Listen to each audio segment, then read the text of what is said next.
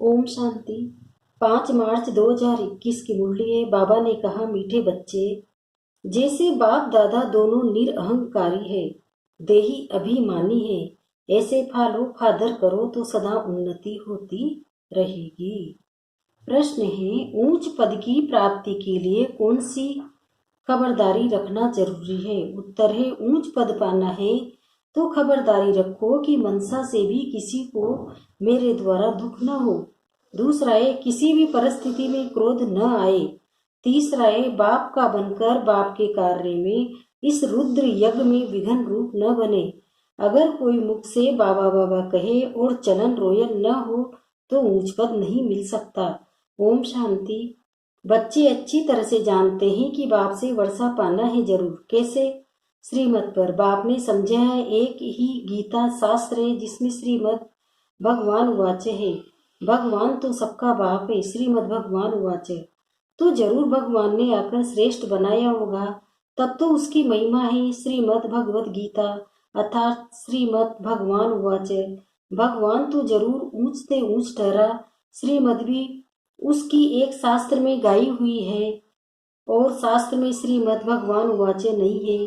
श्रीमद किसकी होनी चाहिए वो लिखने वाले भी समझ न सके। उसमें भूल क्यों हुई है वह भी बाप आकर समझाते हैं। रावण राज्य शुरू होने से ही रावण मत पर चल पड़ते हैं। पहले कड़े थे कड़ी भूल इन रावण मत वालों ने की है। रावण की चमाट लगती है, जैसे कहा जाता है शंकर प्रेरक है, बोम शादी बनवाए हैं। वैसे 5 विकारों रूपी रावण प्रेरक है मनुष्य को पतित बनाने का। तब तो पुकारते हैं, हे पतित पावन आओ। हे पतित पावन एक ही ठहरा। इससे सिद्ध है कि पतित बनाने वाला और है, पावन बनाने वाला और है, दोनों एक हो नहीं सकते। ये बातें तुम ही समझते हो। नंबरवार पुरुषार्थ अनुसार ऐसे मत समझना कि सभी को निश्चय है। नंबरवार है, जितना निश्चय उतनी खुशी बढ़ती है। बाप की मत पर चलना होता है। श्रीमत पर हमको ये स्वर राज्य पद पाना है। मनुष्य से देवता बनने में देरी नहीं लगती है। तुम पुरुषार्थ करते हो, मम्मा बाबा को फॉलो करते हो, जैसे वह आप समान बनाने की सर्विस कर रहे हैं। तुम भी समझते हो हम क्या सर्विस कर रहे हैं और मम्मा बाबा क्या सर्विस कर रहे हैं। बाबा ने समझाया था कि शिव बाबा और ब्रह्मा दादा दोनों इकट्ठे हैं, तो समझना चाहिए कि सबसे नजदीक हैं। इनका ही संपूर्ण रूप सूक्ष्म वतन में देखते हैं तो जरूर ये तीखा होगा। परंतु जैसे बाप निरअहंकारी है, देही अभिमानी है, वैसे ये दादा भी निरअहंकारी है। कहते हैं कि शिव बाबा ही समझाते रहते हैं। जब मुरली चलती है तो बाबा खुद कहते हैं कि समझो कि शिव बाबा इन द्वारा सुना रहे हैं। ये ब्रह्मा भी जरूर सुनता होगा। ये न सुने और न सुनाए तो ऊंच पद कैसे पाए? परंतु अपना देह अभिमान छोड़ सकते हैं कि ऐसे समझो कि शिव बाबा ही सुनाते हैं। हम पुरुषार्थ करते रहते हैं, शिव बाबा ही समझाते हैं। इसने तो पतितपना पास किया हुआ है। मम्मा तो कुमारी थी तो मम्मा ऊंची चली गई। तुम भी कुमारियां मम्मा को फॉलो करो। गृहस्थियों को बाबा को फॉलो करना चाहिए। हर एक को समझना है कि मैं पतित हूँ, मुझे पावन बनना है। मुझे बाप ने याद की यात्रा की सिखलाई। इसमें देह अभिमान नहीं रहना चाहिए। अच्छा, कोई मुरली नहीं सुना सकते तो याद की यात्रा पर रहो। यात्रा पर रहते मुरली चला सकते हैं, परंतु यात्रा भूल जाते हैं तो भी हर्जा नहीं। मुरली चलाकर फिर यात्रा पर लग जाओ, क्योंकि वो वाणी से परे वानप्रस्थ अवस्था है।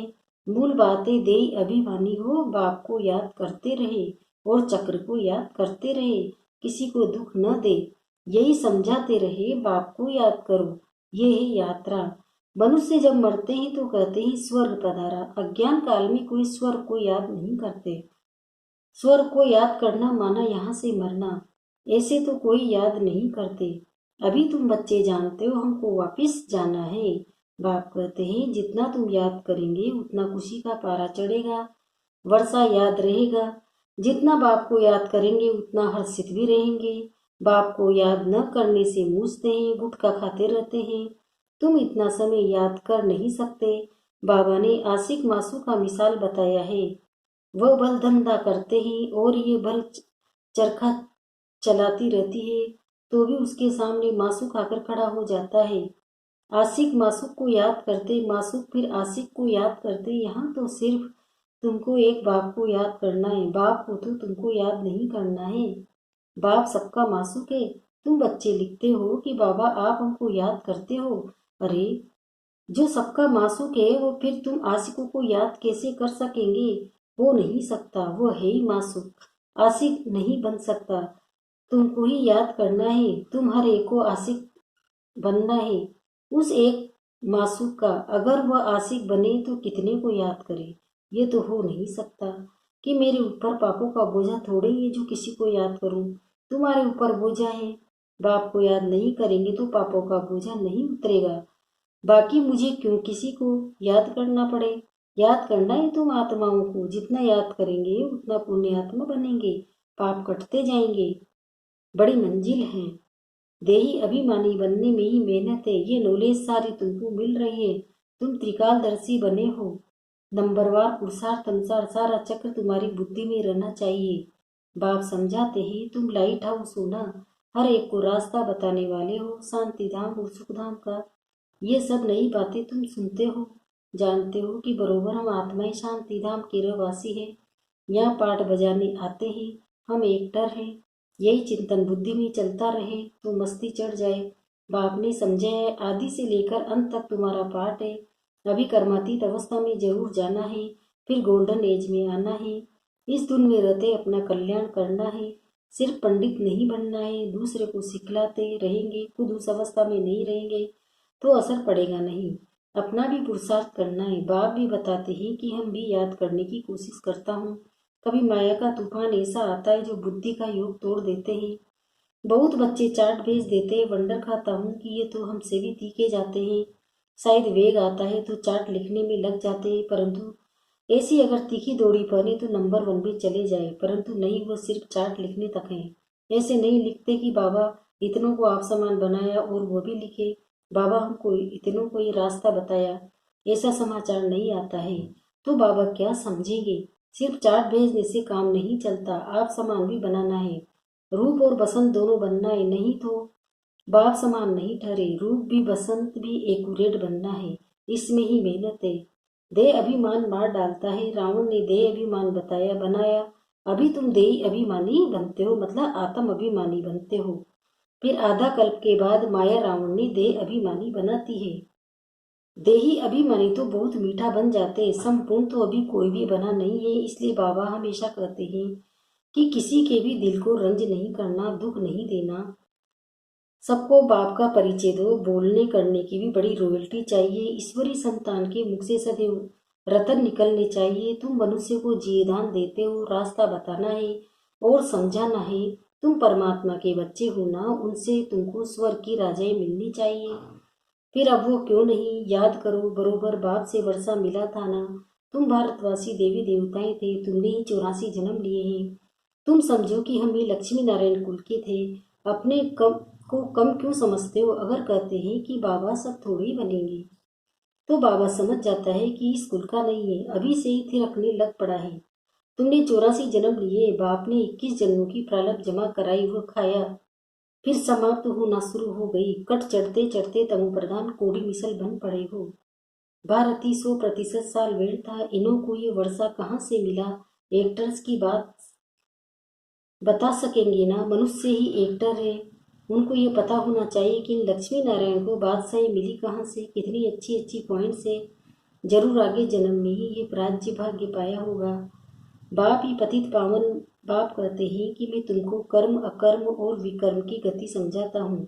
रावण राज्य में मनुष्य के कर्म विकर्म हो जाते हैं, वहाँ तुम्हारे कर्म अकर्म होते हैं। ये है देवी सृष्टि, मैं रचता हूँ तो जरूर मुझे संगम पर आना पड़े। ये है रावण राज्य, वह है ईश्वरी राज्य। ईश्वर अब स्थापना करा रहे हैं, तुम सब ईश्वर के बच्चे हो, तुमको वर्षा मिल रहा है। भारतवासी ही सालवेंट थे, अब इंसालवेंट बन गए हैं। ये बना बनाया ड्रामा है, इसमें फर्क नहीं हो सकता। सबका झाड़ अपना है, वेराइटी झाड़ है ना। देवता धर्म वाले ही फिर देवता धर्म में आएंगे। क्रिश्चियन धर्म वाले अपने धर्म में खुश हैं और औरों को भी अपने धर्म में खींच लिया है। भारतवासी अपने धर्म को भूलने के कारण वो धर्म अच्छा समझ चले जाते हैं। विलायत में नौकरी के लिए कितने जाते हैं, क्योंकि वहाँ कमाई बहुत है। ड्रामा बड़ा वंडरफुल बना हुआ है, इसको समझने की अच्छी बुद्धि चाहिए। विचार सागर मंथन करने से सब कुछ समझ में आ जाता है। ये बना बनाया अनादि ड्रामा है, तो तुम बच्चों को आप समान सदा सुखी बनाना है। ये तुम्हारा धंधा है, पतितों को से पावन बनाना। जैसे बाप का धंधा वैसे तुम्हारा मुखड़ा सदैव देवताओं जैसा हर्षित होना चाहिए खुशी में। तुम जानते हो हम विश्व के मालिक बनते हैं।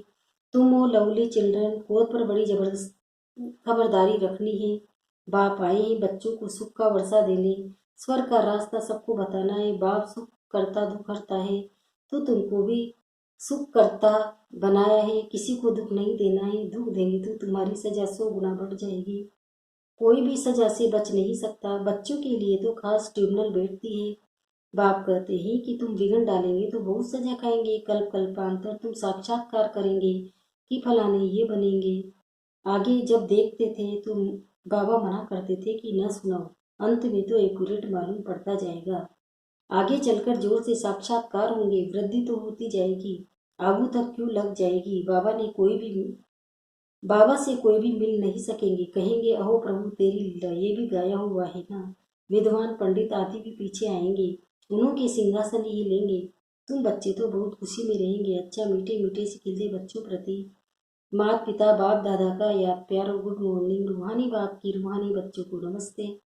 हम रूहानी बच्चों की भी रूहानी माता पिता बाप दादा को याद प्यार गुड मॉर्निंग नमस्ते नमस्ते नमस्ते। मीठे मीठे से खिलते बच्चों प्रति माता पिता बाप दादा का याद प्यार।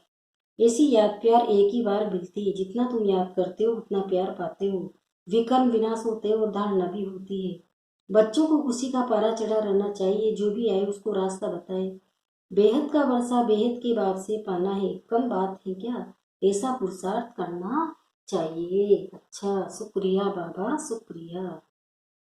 मीठे मीठे से खिलते बच्चों प्रति माता पिता बाप दादा का और याद प्यार और गुड मॉर्निंग। रूहानी बाप की रूहानी बच्चों को नमस्ते। हम रूहानी बच्चों की भी रूहानी माता पिता बाप दादा को याद प्यार गुड मॉर्निंग नमस्ते नमस्ते नमस्ते। शुक्रिया बाबा शुक्रिया, आपका पदमा पदम शुक्रिया। धारणा के लिए मुख के सहारे फैलाए। बोलने चलने में बहुत रॉयल बनना है। मुख से सदैव रतन निकालने, आप समान बनाने की सेवा करनी है। किसी की दिल को रंज नहीं करना है। दूसरा है, क्रोध पर बड़ी खबरदारी रखनी है। मुखड़ा सदैव देवताओं जैसा हर्षित रखना है। स्वयं को ज्ञान योग बल से देवता बनाना है। वरदान, सदा पश्चाताप से परे प्राप्ति स्वरूप स्थिति का अनुभव करने वाले सद्बुद्धिवान भव। अब इसका विस्तार बता रहे बाबा। जो बच्चे बाप को अपने जीवन नैया देकर मैंपन को मिटा देते हैं, श्रीमन में मनमत मिक्स नहीं करते, वो सदा पश्चाताप से परे प्राप्ति स्वरूप स्थिति का अनुभव करते हैं। उन्हें ही सद्बुद्धिवान कहा जाता है। ऐसे सद्बुद्धि वाले तूफानों को तूफा समझ, स्वभाव संस्कार की टक्कर को आगे बढ़ने का आधार समझ, सदा बाप को साथी बनाते हुए साक्षी हर पाठ देखने सदा हर्षित होकर चलते हैं। स्लोगन, जो सुखदाता बाप के सुखदायी बच्चे हैं, उनके पास दुख की लहर आ नहीं सकती। ओम शांति।